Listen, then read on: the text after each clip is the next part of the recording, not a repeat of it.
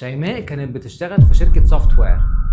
في بداية شغلها كانت بتتعامل مع العميل أكنه كومباتيتور أو شخص بتاخده ند بند ولازم تكسبه، كل كلمة محسوبة وكل عرض فيه محاولة إنها بتضغط على عميلها، بس كل ده كان بيخلي العميل يتراجع قبل السايننج بتاع العقد لحد ما فهمت السر. أهلا بيكم، أنا عز الغريب ودي حلقات سيلز 101. العميل مش عدو بتاعك، هو شريكك، هو مش جاي يتخانق، هو جاي يدور على حل، وأنت دورك إنك تساعده إنه يلاقي الحل المناسب حتى لو مش أنت اللي هتقدمه له. في مكالمة من المكالمات شيماء قالت للعميل بوضوح: لو الحل ده مش مناسبك ممكن ارشح لك شركات تانية. رد العميل: عشان كده انا عايز اشتغل معاكم. الثقة اللي بنتها شيماء كانت اقوى من اي اوفر قدمته قبل كده او ضغط كانت بتعمله. البيع الحقيقي بيعتمد على الصدق والشراكة والقيمة الحقيقية اللي بتقدمها للعميل بتاعك. جرب في المكالمة الجاية انك تكون مع عميلك استشاري مش بياع. اسأل الاسئلة الصح، اسمعه كويس، ووجه العميل اكنه صاحبك وشوف رد فعله بنفسه. وما تنساش تكتب لي رد فعله في الكومنت.